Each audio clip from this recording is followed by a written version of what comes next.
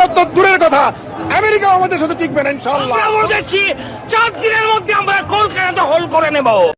A few moments later. Bharat Bangladesh বর্ডারে ফেরও অবৈধভাবে একজন বাংলাদেশি ভারতে প্রবেশ করতে চাইছিল এবং বিএসএফ এর গুলিতে সরাসরি বর্ডার থেকে জান্নাতের টিকিট কেটে দিল বিএসএফ। मजा आया और मैं ये जो मजा है हिंदुस्तान के हर व्यक्ति को देना चाहता हूँ। এই খবরের ডিটেলসে যাব, তার পাশাপাশি জানিয়ে দিই বাংলাদেশে আবারও ডিজিটাল বোর্ডে ভেসে উঠেছে ছাত্রলীগ।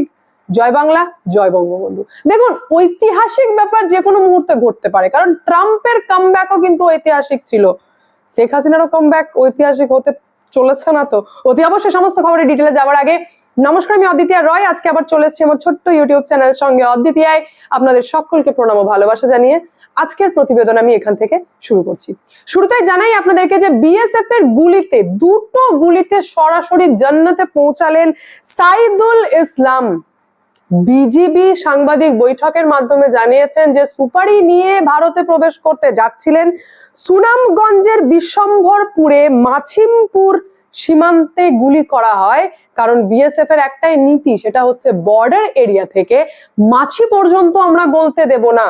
যেখানে পতাকা বৈঠকের অ্যাপ্রোচও করা হয় বিজিবির দিক থেকে এবং বারংবার পতাকা বৈঠক চলছে, কিন্তু বিএসএফ এর একটাই নীতি, সেটা হচ্ছে মাছি পর্যন্ত গলতে দেব না। সেই কারণেই দুই গুলিতে, কারণ বিজিবির দিক থেকে সেই সাইদুল ইসলামকে নিয়ে যাওয়া হয় হসপিটালে এবং সেখানে জানানো হয় যে দুটো গুলি তার বডি থেকে পাওয়া গেছে এবং তিনি সরাসরি জান্নাতে পৌঁছে গেছেন।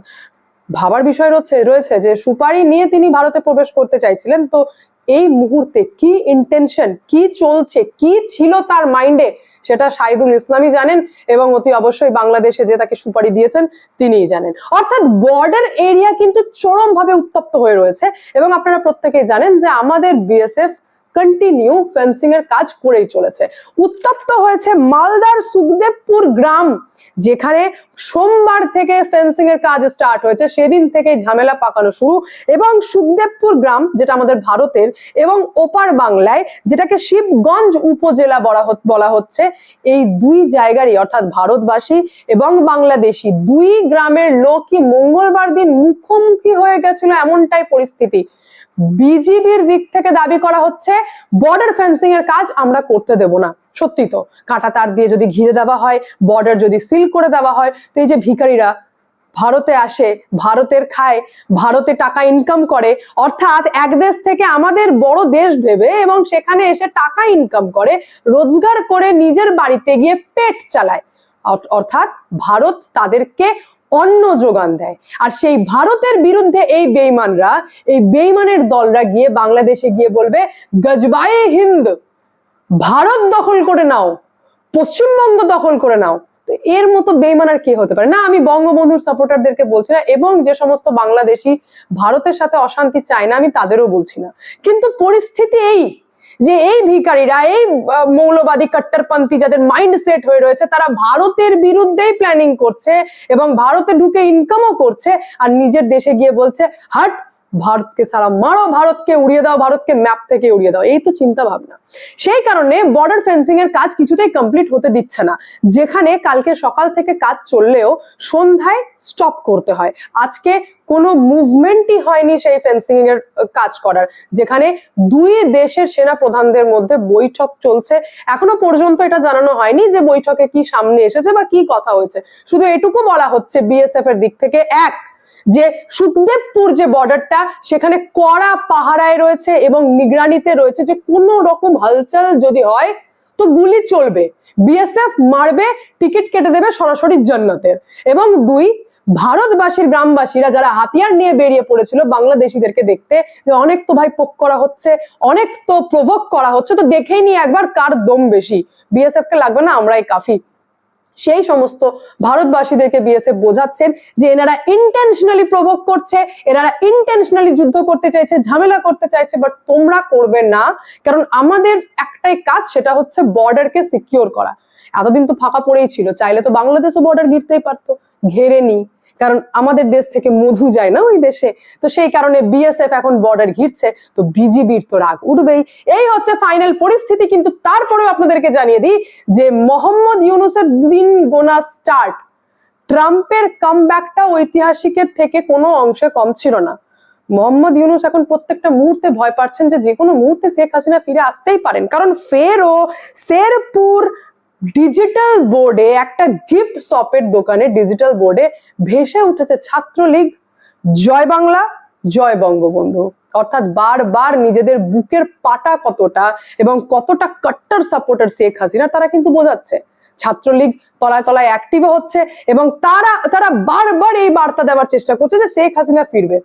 অ্যারেস্ট করে নেওয়া হচ্ছে, যেমন এই শেরপুরের এই গিফট শপের মালিক সহ দুজনকে অ্যারেস্ট করেছে। তারপরেও তারা কিন্তু কন্টিনিউ শেখ হাসিনার সাপোর্টে বিভিন্ন বাংলাদেশের এরিয়াতে আমরা দেখতে পাচ্ছি একটা বার্তা দেওয়ার চেষ্টা করছে।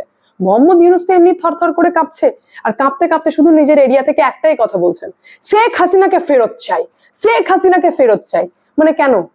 শেখ হাসিনার সাথে বিয়ে করার ইন্টেনশন আছে নাকি? মানে কি ভাই, আশিকদের মতো আপনি শেখ হাসিনাকে ফেরত চাই, শেখ হাসিনার সাথে আপনি বিয়ে করবেন না কিসের জন্য ভাই? প্রত্যেকটা জিনিসের একটা প্রোটোকল আছে, একটা আইনি ব্যাপার আছে, সমস্ত কিছু একটা আইনের মধ্য দিয়ে যেতে হয়।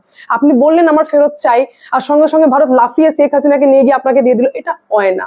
আর ভারত জানিয়ে দিয়েছে যে আমরা তো এই গভর্নমেন্টকেই মানি না, ফেরত দেওয়া তো দূর কি বাত। সেখানে এই মোহাম্মদ ইউনূসের কাজ হচ্ছিল ইলেকশন করানো। ইলেকশন তো করাতে পারছেন না, উল্টো তিনি আবার মৌলবাদী কট্টরপন্থীদেরকে সাপোর্ট করতে গিয়ে বলছেন ভারত থেকে চাল নেব না। ভারত থেকে চাল না নেওয়ার জন্য বাংলাদেশে এখন পার কেজি চালের দাম 7 থেকে 10 টাকা ইনক্রিজ করেছে। কে ভুক্তভোগী? কে ভোগ করছে? কার বেশি সমস্যা হচ্ছে জীবন জীবিকা চালিয়ে যেতে বাংলাদেশে? সাধারণ মানুষের, সাধারণ বাংলাদেশিদের, যারা চায়নি এই সমস্ত কিছু, যারা চায়নি মোহাম্মদ ইউনূসকে হঠাৎ করে উড়ে এসে জুড়ে বসা, তারা এখন বলছে ভাই এবার তাহলে ইলেকশন করিয়ে দাও, তুমি তো কিছু সামলাতেই পারছো না, তুমি তো মৌলবাদীদেরকে খুশি করছো, তুমি অ্যান্টি ইন্ডিয়া ক্যাম্পেইন চালাচ্ছ, সেই কারণে আজকে আমাদেরকে 7 থেকে 8 টাকা এক্সট্রা দাম দিতে হচ্ছে পার কেজি চালে। কেন দেবো আমরা?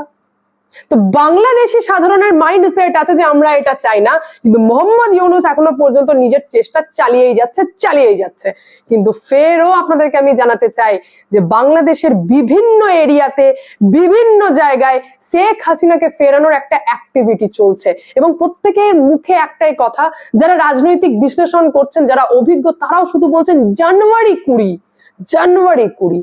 এখন আমরাও সত্যি সেই দিকেই তাকিয়ে রয়েছি যে এই মোহাম্মদ ইউনূসের নেক্সট স্টেপ কি হয়, তার চেয়ার উল্টাচ্ছে কিনা, জানুয়ারি 20-তে ট্রাম্পে বসার পর কি হতে পারে। সত্যি যেভাবে আওয়ামী লীগ এবং ছাত্রলীগের সাপোর্টাররা দিনের পর দিন দেখাচ্ছে যে আমরা রেডি, শেখ হাসিনার আসতে দেরি, বীরের রূপে ফিরবে শেখ হাসিনা, আদৌ এটা সত্যি হচ্ছে কিনা সেদিকে নজর থাকবে। এবং আমাদের কাজ একটাই যে বর্ডার ফেন্সিং এর কাজ তো আমরা কমপ্লিট করবো। সে যতই Bangladeshi media false news spread করুক না কেন, 1 ইঞ্চি জায়গাও আমরা ছাড়বো না, বর্ডারও আমরা সিকিউর করবো। আপনাদের মতামত অতি অবশ্যই কমেন্টের মাধ্যমে জানাবেন। আজকে এখানেই এন্ড করি, দেখা হচ্ছে নেক্সট ভিডিওতে। ভালো থাকবেন, সুস্থ থাকবেন, সঙ্গে অদ্বিতীয়া চ্যানেলকে অতি অবশ্যই সাবস্ক্রাইব করবেন, কারণ যা হবে স্পষ্ট হবে।